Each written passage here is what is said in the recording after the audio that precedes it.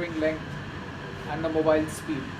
Okay, this filtering length is basically used when you have a very slow or stationary mobile. It should be, the filtering length has to be long enough to avoid fast fades, and if it is moving, filtering length will cause handover delay if there is a very fast moving handset, like if you have bullet trains or something like that. So you need to take care of these two parameters, filtering length and the mobile speed. That greatly affects the handover performance. Alright. UE can perform averaging on ECI not measurement prior to the event reporting processes. Events are like 1A, 1B, 1C, 1D that we'll discuss. Okay, how to add members to active set, how to delete and these things. We can perform averaging. Okay, I just gone through this one. ECI not filter coefficient, another parameter, defines the measurement period of intra-frequency CP check now. Okay, intra-frequency means if you have just one frequency. Okay, default is 200 ms or 200 millisecond. Okay, so this parameter value is 200 millisecond. How you can change as per your network requirements. RNC averages CP Chikno measurements using IGNO averaging window. Okay, you can average out the entire measurement.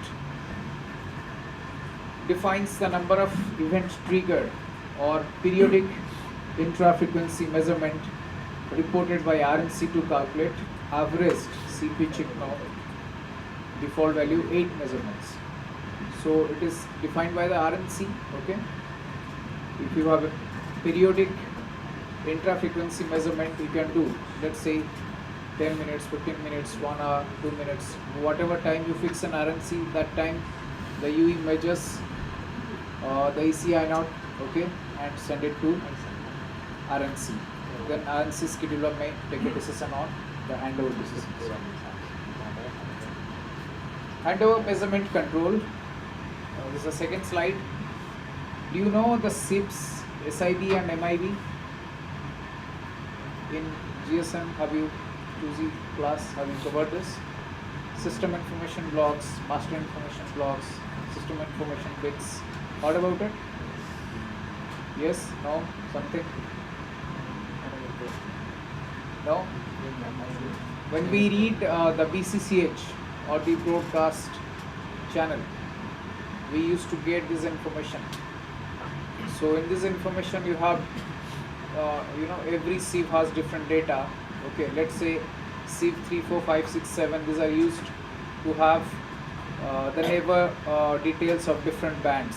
Let's say you are in 2Z technology, so what are the 3Z neighbors, what are the CDMA neighbors, what are the LT neighbors, and so on. You have the frequency detail of what frequency you are using for your network. You have the neighbor list, neighbor site list. Okay, so there are different SIPs, system information blocks, and the master information block. So that will different in a discuss in a different slide. I'll tell you if you have not covered yet.